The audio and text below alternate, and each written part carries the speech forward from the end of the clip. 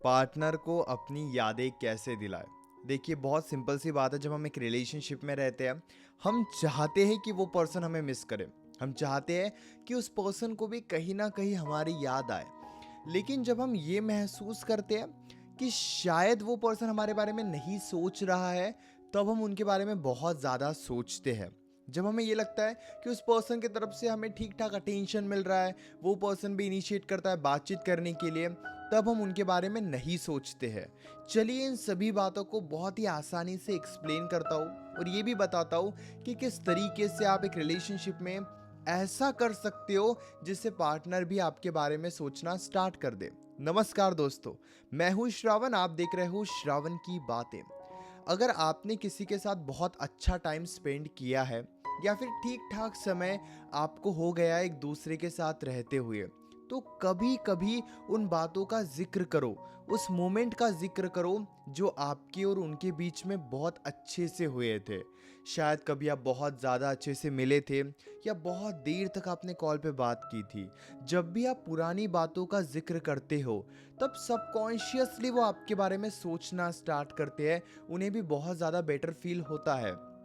एक रिलेशनशिप में हमेशा आपके बीच में अच्छे से बातचीत नहीं होगी, क्योंकि समटाइम्स ऐसे होगा कि वो अपने लाइफ में बिजी है या उनकी इच्छा नहीं हो रही है आपसे बातचीत करने की, या फिर कहीं ना कहीं आप उन्हें बहुत ज़्यादा बोर कर रहे हो। लेकिन बीच बीच में अगर आप उन्हें पुरानी बातें याद दिलाते हो, जैसे जब हम साथ में मिले थे, कितना अच्छा टाइम हमने स्पेंड किया था, हम रात को देर रात तक बातें करते थे, इस तरीके की बातें वो आसानी से सुनेंगे, अनदेखा करेंगे, अनसुना करेंगे, लेकिन उनके दिमाग में वो बातें चलेगी। इसीलिए कभी कभी पुरानी बातों का जिक्र करना ज़रूरी हो जाता है।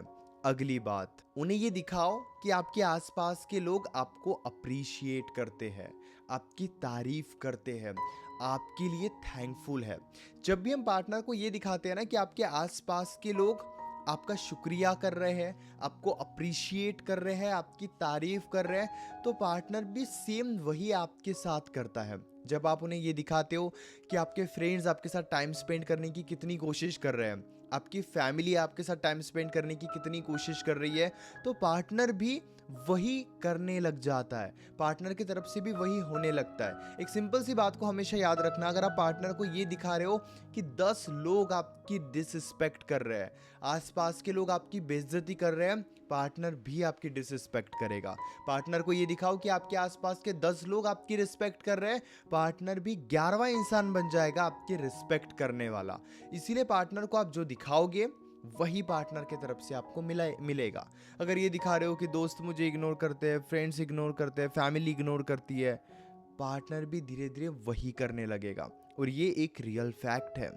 अगली बात, पार्टनर को ये फील होने दो कि आप अपने जिंदगी में आगे बढ़ रहे हो। पार्टनर को ये महसूस होने दो कि आप एक ग्रोइंग स्टेज में हो। अगर आपके रिलेशनशिप को ठीक ठाक टाइम हो गया है, 6 महीने, 1 साल या 2 साल, तो वो ग्रोथ आपके रिलेशनशिप में पार्टनर को महसूस होनी चाहिए। जैसे पहले आप बहुत ज़्यादा वीक थे, अच्छे नहीं दिखते थे, अपने लुक्स पर ध्यान नहीं देते थे, अपने करियर को लेकर सीरियस नहीं थे।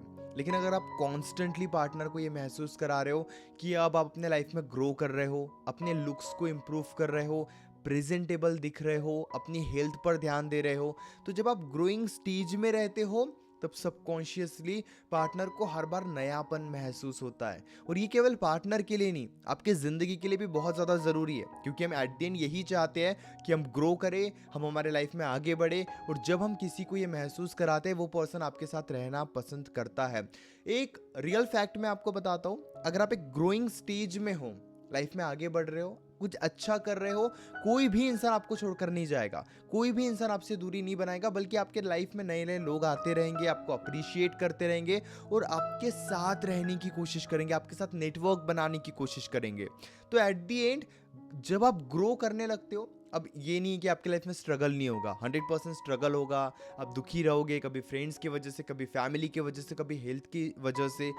100% लाइफ में प्रॉब्लम्स है, लेकिन आप उन प्रॉब्लम से कैसे डील करते हो और अपने लाइफ को कॉन्स्टेंटली कैसे बेटर बनाते हो, ये सारी बातें आपके आसपास के लोग नोटिस करते हैं। मानिए या मत मानिए, बट ये एक रियल फैक्ट है।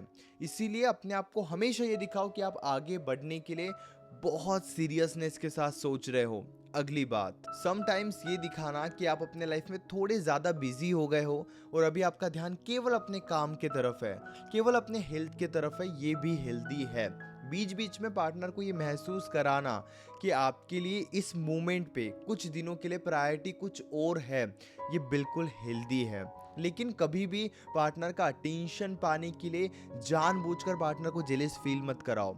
किसी लड़की का नाम मत लो अगर आप बॉयफ्रेंड हो तो, या फिर अगर आप एक गर्लफ्रेंड हो तो उन्हें जेलस फील कराने के लिए मेल बेस्ट फ्रेंड की ज़्यादा तारीफ मत करो। जब हम उनका अटेंशन पाने के लिए किसी और को इन्वॉल्व करते हैं तो इससे वो धीरे धीरे आपको जज करना स्टार्ट कर देते हैं और एक टाइम के बाद उन्हें ये लगने लगता है कि यस आप गलत हो, आप उनके लिए सही नहीं हो। इसीलिए अटेंशन पाना है, सही तरीके से पाने की कोशिश करो, कभी भी गलत तरीका मत अपनाओ। अभी भी मन में कोई डाउट है, डायरेक्टली आप कॉल पे मुझसे डिस्कस कर सकते हो। पेड कंसल्टेशन के लिए आप मुझे मैसेज कर सकते हो व्हाट्सएप पर 8010023897 इस नंबर पर। हमारे बीच में कॉल पर जो भी बातें होगी वो कंप्लीटली सेफ और प्राइवेट रहेगी, इसीलिए प्राइवेसी की कोई टेंशन मत लीजिए। और हाँ, चैनल को भी जरूर सब्सक्राइब कर लीजिए।